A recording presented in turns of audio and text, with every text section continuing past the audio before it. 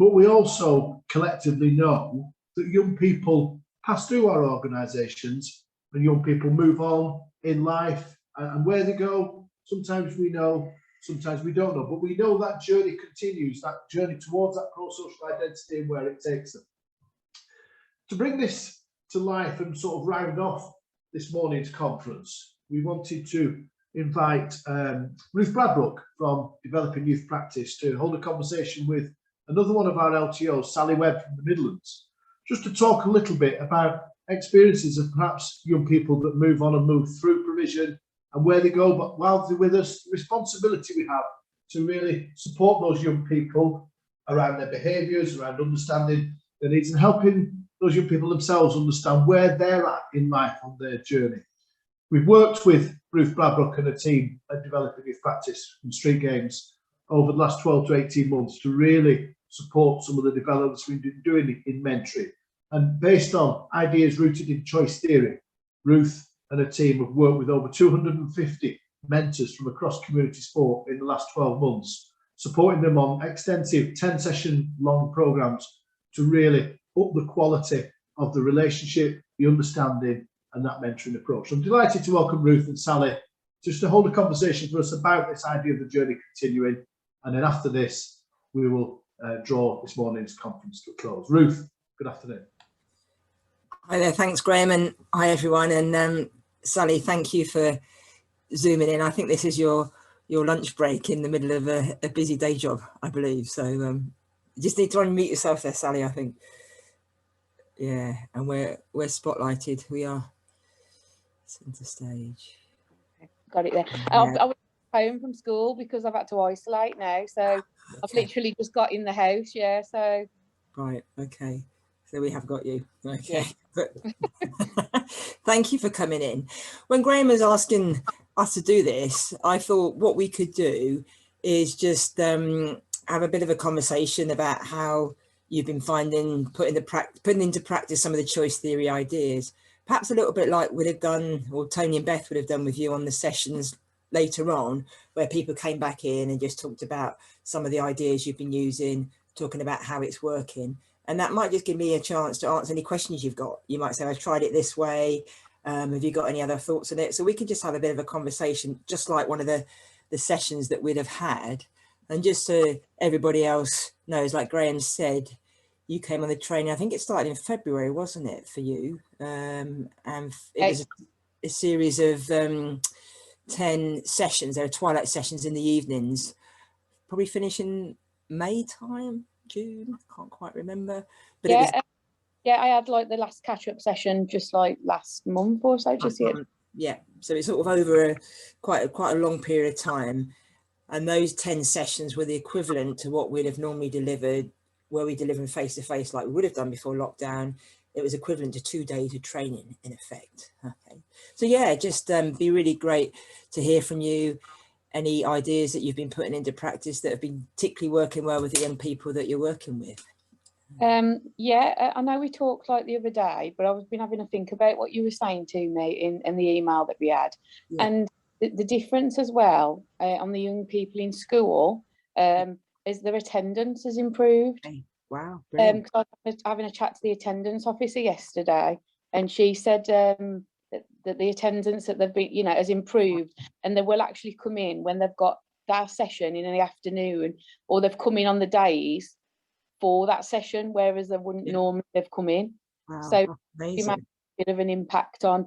And one of the kids said, because we've had to, staff are isolating at the moment because we've been sent out, and the kids have had to go in temporary different days. And a couple of the kids have said, well, I'm going in for my session, so you better not cancel it. And that's our option. And our attendance officer is loving me at the moment, because she says like it's like made a big impact on her. So yeah.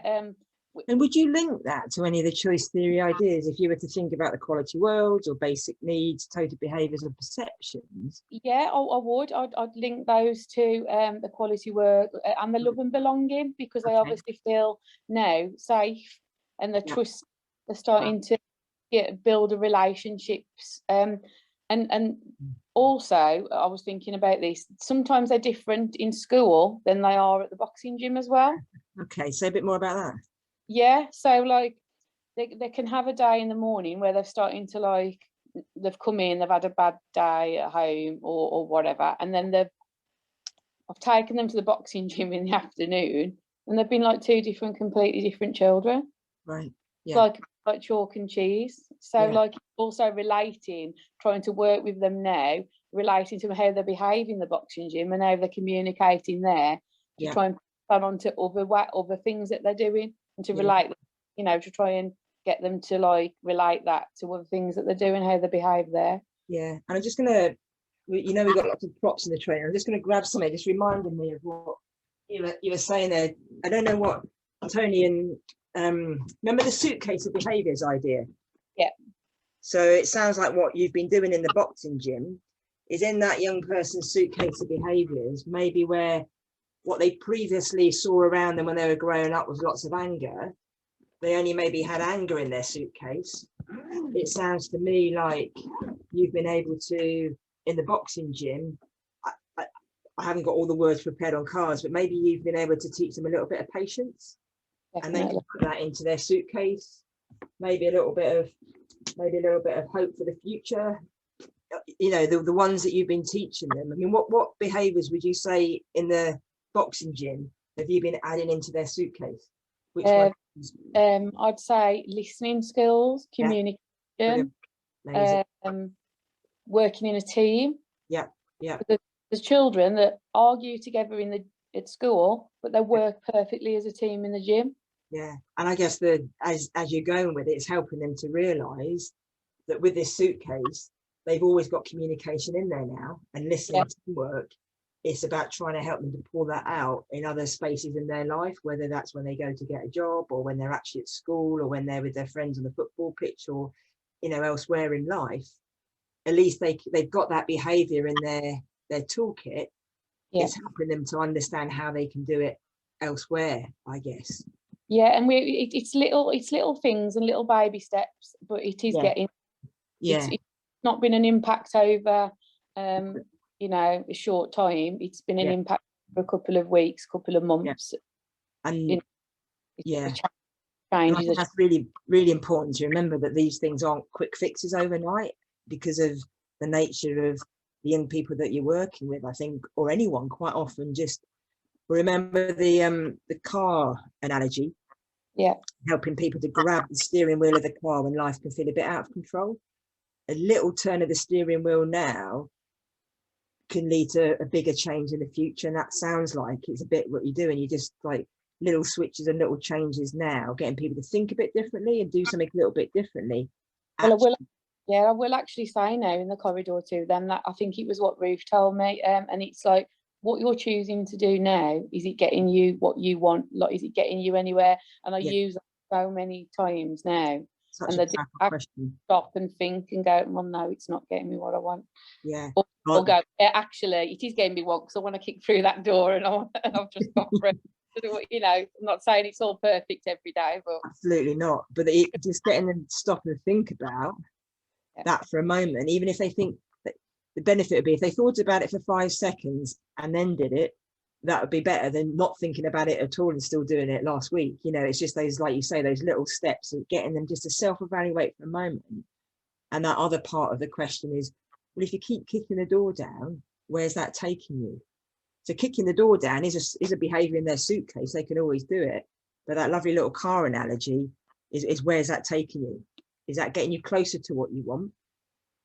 Whatever that might be, or is that getting you further away from what you want? And another example is what we was talking about on the other day as well, when I said to you about that boy who was smashing the windows, and then he told me about prison. But well, today he has come straight into school, not kicked any windows or broke anything, and said about he had a conversation with his dad last night and sat and talked to us about it.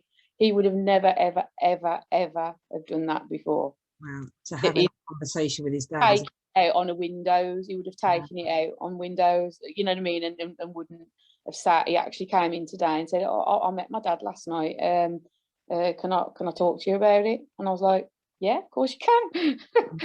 So it's like he's like a different, you know, typical case study is being perfect with it. It's taken about 4 months. Well, I think that's really amazing. And the other bit that this reminds me of, remember the basic needs? Yeah. And the activity where we got 1 glass per need. Yeah. Fill them all up. When all these needs are fulfilled, we're in our, balance, and we're in a good place. We're in the front of the car and be able to think and do things clearly and feel good about ourselves. It sounds like you've helped him to meet his needs. Making his decisions, isn't he? Yeah, he's doing it himself. Not someone else doing it for him. You've helped him to fulfill his needs in a way that doesn't put other of his needs out of balance or doesn't destroy relationships around him. Because that's probably talk to the other children as well, because we have new children all the time in every day, and it changes the dynamics of everything. He's also started to, like, we've had a new young boy start, and he's gone, no, go and talk to Miss, go and have a chat to her. You know what I mean? Like, he's encouraging the others to do the same as well, which is amazing. Yeah, that's really good as well. So that would suggest to me that you're a strong person in his quality world. Yeah, he always looks for me now, but I also want to try and make him a little bit independent too. So, well, it sounds like by him having that conversation with his father will have always been in his quality world, but maybe right at the back of it, that analogy of a photo album. But by him talking to his father, that's become another, picture that's moved to the front of the photo album, and we become really important. So there's you and his father, and maybe other children at the school as well, or other children in the boxing club. I'll tell you what else I used as well. And you did the perceptions and the drawings, and everybody looks at them different. Yeah. We did a couple of those things with him right at the very beginning when I learned that, and he really found that quite good. He was like, oh, you see the clown on that, and I don't see. You know what I mean? He was like, little to help them think different, to see things in sort of different ways, or understand that other people see things in different ways as well. And I think with that clown picture, quite often it's not until someone else points out, it's always the elephants. Yeah. You see the elephants that people see it. Sometimes things are right in front of our faces, good opportunities or people that are really useful to us, like his dad, that sometimes they're right there, but we have to help people to see it in a different light. And I know what you're saying about you being in his quality world and you want him to be a bit independent, but the really important bit about you being in his quality world, when you suggest things to him or share some information with him, he's much more likely to go with it than he might have done if he'd first met you. So I know what you mean. Sometimes you think, oh, should I be in his quality world because I might be the only person that's helping him? Your role now is to help to link him up with other people. But because he's had a good experience of, I can trust another adult at this school, he's much more likely to believe he can do that with other people as well. It's almost like you've laid out the kind of the road to actually, some people are okay. So you challenged his perception. Yeah. So maybe before he'd have had a negative perception on adults that are here to help me. You've really been somebody you're in his quality world because you help to meet his needs. Yeah. So actually his belief now is there might be other adults out there that can do that as well. Whereas before he might never had that experience. So that alone will help him to seek that out down the line. And the other thing I was going to just remember we mentioned about the idea that the choice theory relates to this idea about quality schools, and you can base a school on this. What Glasser talked a lot about is creating needs satisfying environments. So in all the sessions and the school environment, is it meeting all these needs? And from what you were saying, they're able to connect with other people and they feel safe. I can't hold it still enough. Feeling safe is that real survival and health need. Yeah. So it's about creating needs satisfying environments. So you might not be consciously doing this, but my guess, if you thought about how you are working with him and the other young people, you're probably doing quite a lot of these, I would think. What we thought about was, because a pupil referral unit has a stigma really of quite a negative stigma, and a lot of children when they come, they see it as quite a negative. So like me doing this course as well has helped me to make them realise this is a positive thing and not a negative thing, and we can help them and we are here to speak to them. But as I said, it's also changing different staff's perceptions of how we can help the children and how we can get to know them on a deeper level, and tell them, like we said, that we do want them here, and their perception is that they're not wanted, and to make them feel like that. And we're at the very early stages of that, but because people are seeing positive things happen, staff, they're getting more and more on board with that. Yeah. And the fact at the start you're saying about the attendance, that speaks volumes, doesn't it? But what's the attendance like for the children that have been coming to boxing and doing those? And she went, they've all improved, every one of them, which is a massive thing. They're only going to turn up, really. It's their safeguarding. Our children aren't kept safe, and when they're out on the streets, they're not safe. So the more they're in school, the more we know where they are. Yeah. So it meets their needs by coming to school. Yeah. You know, they feel wanted, and they're only going to turn up if there's something in it for them. You know, they're motivated to do it, because they probably wouldn't turn up otherwise. Well, we have some children that are actually on our outreach program who can't cope with school, that we actually only do boxing with, and then we'll use it bit by bit to try and get them into school. Yes. So they'll have half an hour in school, and we'll try and increase that, but we actually start with the boxing now. Yes. And those are one of the most difficult children. They're county lines children. They're children we can't even get in anywhere near school, and that has happened now with two different children. And they are one. You know, they were missing children for 8 days, but they came into school for the boxing. That then again shows that is something that's in their quality world. There's something that meets their need really, really strongly, whether it's you or the other people, or how they feel when they're doing it, or a sense of freedom or fun, or actually they feel safe in that environment. You know, tapping into that will really help you to understand what motivates them, and then it's thinking, well, what are they learning there that they can use elsewhere in life as well. So brilliant. God, it sounds amazing, and really keen to get you Brian's contact in Australia, where they based the whole boxing gym on. I'm going to drop him an email. Actually, that would be brilliant. I've been speaking to Sarah about it at school. That would be really good. Yeah, I'll get you the contact and put him in touch with you, definitely, for sure. But I think we're just about up to time, so thank you so much, Sally, for coming in. I guess you haven't got to shoot off anywhere else now. I've got to go on a PCR test now. Brilliant. Well, thank you so much for your time. It's really great to catch up with you. And Graham, is there anything else that you would want to? That's absolutely fab. Thanks so much, Ruth and Sally. And I think we took a line that started this morning at 9:30, where we started to think about the policy landscape, about putting young people first at the heart of our intervention, that journey to pro-social identity. We've talked about going right the way through intelligent design of an intelligent delivery. And then what we're hearing now is young people that go on in the future.